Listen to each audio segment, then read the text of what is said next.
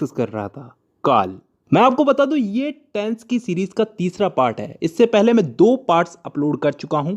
अगर आपने नहीं देखे हैं और आप देखना चाहते हैं तो डिस्क्रिप्शन में आपको लिंक मिल जाएगी। मेरे हिसाब से आपको वो पहले देख लेनी चाहिए, उसके बाद ये तीसरा पार्ट देखिएगा। तो आज की वीडियो में हम लोग समझेंगे कंटिन्यूअस टेंस।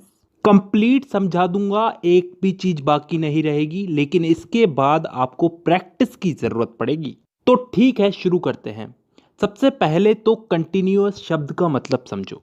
काम चल रहा है, कोई भी काम चल रहा है। जैसे मैं खा रहा हूं, पी रहा हूं, नाच रहा हूं, ये सारे काम किस में हो रहे हैं? प्रेजेंट में, आज में।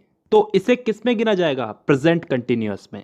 ठीक है, ये हो गया एक भाग। अब इसी चीज को हम कल पे अप्लाई करते हैं, आने वाले कल पे। अगर हम आने वाले कल में इसी चीज को बोलें तो कैसे बोलेंगे कि कल मैं नाच रहा था, कल मैं खा रहा था, कल मैं पढ़ रहा था, वगैरह वगैरह। मतलब जो ये चीजें थी सारी, ये कल हो रही थी, कल ये चीजें कंटिन्यू थी, और इसे मैं आज बता रहा हूं। तो इसे किस में गिना जाएगा? पास्ट कंटिन्यूअस में। अब यार 2 टेंसेज में हो चुकी है, प्रेजेंट और पास्ट में, तो फ्यूचर में भी हो सकती है। कल मैं खा रहा होऊंगा, कल मैं नाच रहा होऊंगा। तो मतलब कोई भी काम कल कंटिन्यू रहेगा, तो इसे कहेंगे हम फ्यूचर कंटिन्यूअस। तो कहने का मतलब है कि तीनों कालों में काम चल रहा है, प्रेजेंट कंटिन्यूअस, पास्ट कंटिन्यूअस और फ्यूचर कंटिन्यूअस। और अगर इन तीनों को हम अपने चार्ट के हिसाब से देखें तो यही तीनों आज हमें पढ़ने हैं। तो मैं सबसे पहले प्रेजेंट कंटिन्यूअस वाले वाक्यों को लेता हूं। अगर मैं आपको इसमें कुछ इंग्लिश में सेंटेंस बनाने के लिए दूं, कुछ जैसे मान लो मैं फुटबॉल खेल रहा हूं, इसी का एक नेगेटिव दूं कि मैं फुटबॉल नहीं खेल रहा हूं, और एक प्रश्नवाचक कि क्या मैं फुटबॉल खेल रहा हूं, तो इन तीनों को इंग्लिश में ट्रांसलेट करना कोई बड़ी बात तो नहीं है। लेकिन फिर भी अगर हमें इनके रूल्स पता होंगे, रूल्स मालूम होंगे, तो इन्हें ट्रांसलेट करना इतना आसान हो जाएगा कि हम कैसे भी सेंटेंस को ट्रांसलेट कर सकते हैं। तो मेरे हिसाब से हमको पहले रूल्स समझ लेने चाहिए। बहुत ही सिंपल से रूल्स हैं, आराम से समझ में आ जाएंगे। सबसे पहला और इंपॉर्टेंट रूल कि भैया कोई भी काम चल रहा है तो ING वर्ब की फर्स्ट फॉर्म के साथ जुड़ेगा। जैसे ईटिंग, ड्रिंकिंग, डांसिंग वगैरह वगैरह, सब कामों के आगे ING आ रहा है ना, तो वर्ब के आगे, वर्ब की फर्स्ट फॉर्म के आगे ING लगाएंगे। दूसरा रूल इज, एम, आर का प्रयोग। यह बहुत ही सिंपल चीज है, बहुत सिंपल चीज। इन तीनों में ये जो एम है ना, इसका लफड़ा तो छोड़ ही दो, क्योंकि यह हमेशा आई के साथ ही जुड़ेगा। उदाहरण के लिए I am a boy, I am a teacher, तो जुड़ रहा है ना आई के साथ एम, आई एम। जहां तक बात है इस इज की, तो ये इज हमेशा सिंगुलर सब्जेक्ट यानी कि एक वचन के साथ जुड़ेगा। जैसे he, she, it, he is, she is, it is, तो मतलब है तो अकेला आदमी ना, तो अकेले पर्सन के साथ में इज जुड़ेगा। अब जहां तक बात है इस आर की, इसका तो आप सोच ही सकते हैं किसके साथ में जुड़ेगा? प्लूरल के साथ में, बहुवचन के साथ में, यानी कि यू, वी, दे। बहुत सारे लोग हैं, उनके साथ में आर जुड़ेगा। You are, we are, they are. तो अब तीनों का मतलब समझ में आ गया होगा, ठीक है। लेकिन अब जब हम एग्जाम्पल उठाएंगे तो आराम से समझ में आएगी ये चीज। इसके बाद अगला नियम यह है कि नेगेटिव सेंटेंस जो होते हैं जिसमें नहीं का प्रयोग होता है, तो ये इज, एम, आर के बाद में नॉट लगा दिया जाता है। ये बहुत ही सिंपल सी चीज है, सेंटेंस बनाने के साथ साथ याद हो जाएगी। और यही हमारा लास्ट नियम यह है कि इंट्रोगेटिव सेंटेंस जो होते हैं, जिसमें प्रश्नवाचक होते हैं जो, उसमें सब्जेक्ट के पहले ये इज, एम, आर लग जाता है। ये नियम भी हमें सेंटेंस बनाने के साथ साथ याद हो जाएगा। तो अब रूल्स हमारे सारे कंप्लीट हो चुके हैं, अब हमें सेंटेंस बनाने चाहिए। अब हम वही 3 सेंटेंस उठाते हैं जो हमने पहले उठाए थे। मैं फुटबॉल खेल रहा हूं, नेगेटिव में मैं फुटबॉल नहीं खेल रहा हूं, और इंट्रोगेटिव में क्या मैं फुटबॉल खेल रहा हूं। इन तीनों को अगर हम इंग्लिश में ट्रांसलेट करें तो पहले वाले को हम इंग्लिश में बदल के देखते हैं। मैं फुटबॉल खेल रहा हूं का आई एम प्लेइंग फुटबॉल। यहां पे हमारे जो भी रूल्स थे हमने फॉलो किए हैं। आई के साथ हमेशा एम लगेगा और प्ले जो है वर्ब है, इसके साथ आईएनजी लगेगा। और फुटबॉल जो है वो ऑब्जेक्ट है, उसमें कोई चेंजेस नहीं होते। ठीक है, अब नेगेटिव में इस सेंटेंस को बदल के देखते हैं। मैं फुटबॉल नहीं खेल रहा हूं। I am not playing football. यहां पे आई के साथ एम लग गया, उसके साथ नॉट लग गया। जैसा कि मैंने आपको रूल समझाया था कि ये सेंटेंस बनाने के साथ साथ समझ में आ जाएगा। I am not, play verb है, इसके साथ आईएनजी लगा है, और फुटबॉल ऑब्जेक्ट। तो अब इस तीसरे वाले इंट्रोगेटिव सेंटेंस को इंग्लिश में बदल के देखते हैं। क्या मैं फुटबॉल खेल रहा हूं? Am I playing football.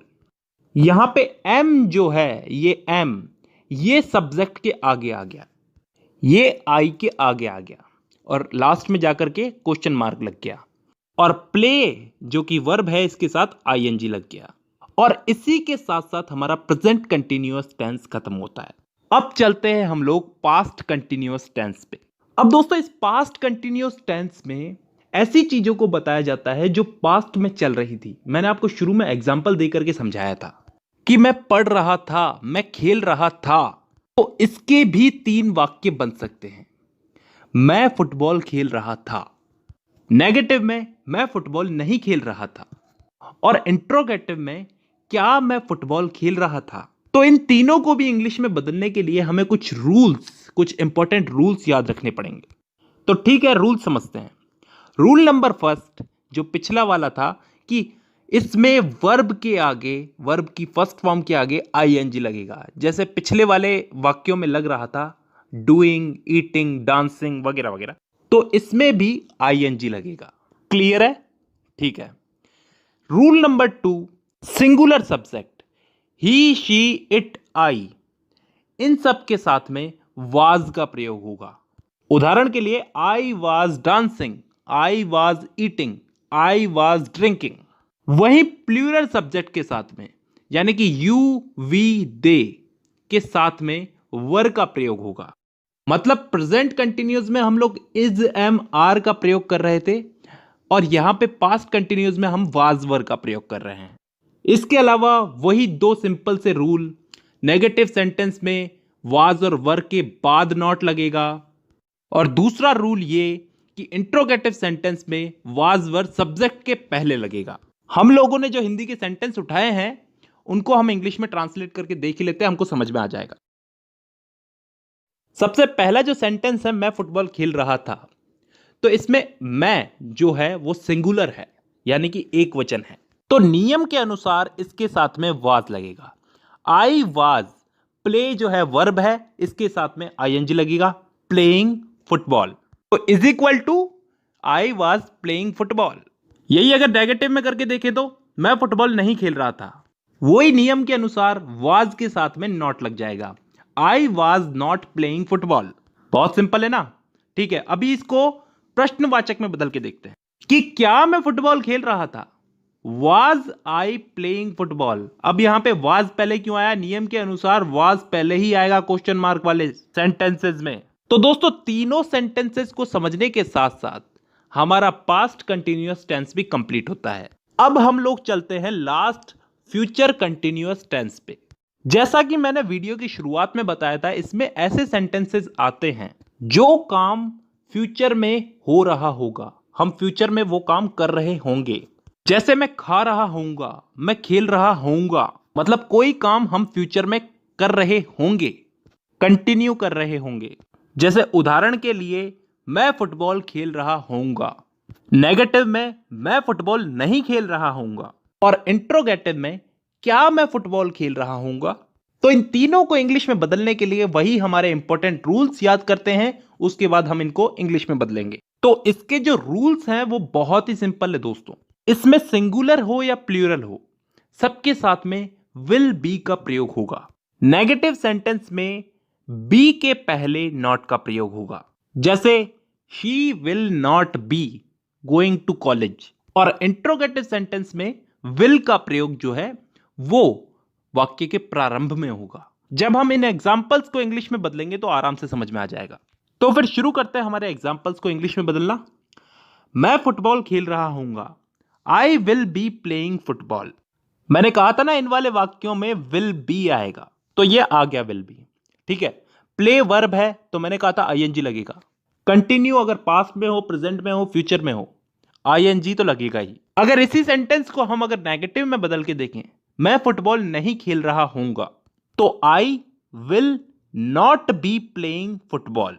यहां पे ये नॉट जो है ये बी के पहले लगा है। मैंने आपको बताया था रूल्स के अनुसार नेगेटिव सेंटेंस में बी के पहले नॉट लगेगा। तो I will not B playing football. और अगर इसी सेंटेंस को हम लोग इंट्रोगेटिव में बदल के देखें, क्या मैं फुटबॉल खेल रहा हूंगा, will I be playing football. यहां पे विल पहले क्यों आया ये बताने की जरूरत नहीं है, क्योंकि इंट्रोगेटिव में विल पहले आता ही आता है और एंड में जाकर के क्वेश्चन मार्क लगेगा। तो यहां पे हम लोगों ने इन वाक्यों को इंग्लिश में ट्रांसलेट करके फ्यूचर कंटिन्यूअस टेंस भी समझ लिया, और इसी के साथ हमारे चार्ट के हिसाब से हमारा कंटिन्यूअस टेंस भी कंप्लीट हो गया। अगली वीडियो में मैं आपको परफेक्ट टेंस के बारे में कंप्लीट समझाऊंगा, प्रेजेंट परफेक्ट, पास्ट परफेक्ट और फ्यूचर परफेक्ट टेंस। ठीक है, आज की वीडियो में